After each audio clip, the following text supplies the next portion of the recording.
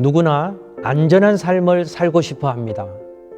안전은 모든 생명체의 본능입니다. 사람들은 안전한 삶을 영위하기 위해서 여러 가지 방법을 고안했습니다. 고대에는 든든한 성벽, 강한 군사력 등이 안전책이었습니다. 그런가 하면 현대에는 질병의 위협으로부터 생명을 지키고자 의학 연구에도 매진하고 있습니다. 또 보험이라는 제도를 개발해 돌발적인 위험으로부터 자신을 지키고자 합니다. 뿐만 아니라 외부의 적으로부터 가족을 지키기 위해 비상경계 시스템도 운영하고 있습니다. 사람들은 이런 다양한 방법들을 통해서 자신과 가족과 재산을 안전하게 지키려고 애를 씁니다.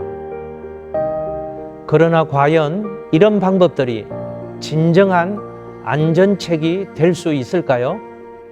언젠가 유흥주점에 불이 나서 많은 사람이 목숨을 잃은 사건이 있었습니다.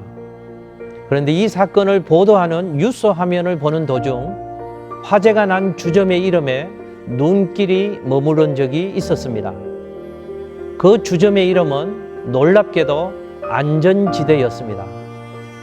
안전하기를 바란 그 장소가 오히려 죽음의 장소가 되었습니다. 이처럼 세상에서 안전지대를 찾는 것은 어리석은 일입니다.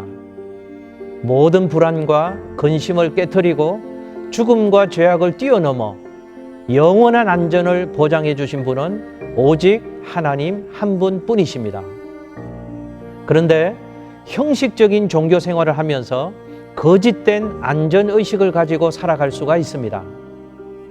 예수님 당시의 사람들 중에도 형식적인 종교 생활을 하는 사람들이 있었습니다.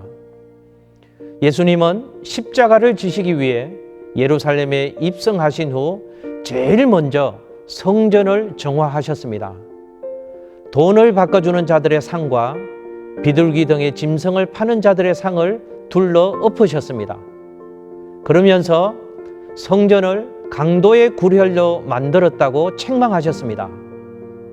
예수님은 성전 안에서 물건을 가지고 다니는 것을 금하셨는데 이는 실제로 성전 폐지를 선언하신 것과 마찬가지였습니다.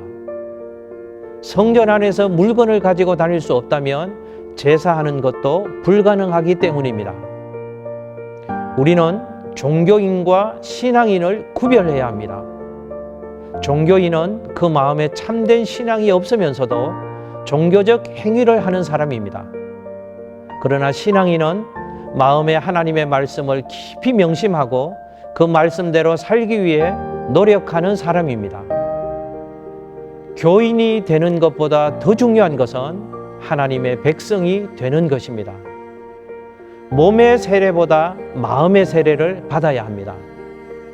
우리는 형식적인 예배를 버리고 마음으로부터 하나님을 경외하며 말씀대로 살기를 힘써야 합니다. 모든 사람은 하나님의 뜻대로 살아갈 때 비로소 복된 삶을 누릴 수 있습니다.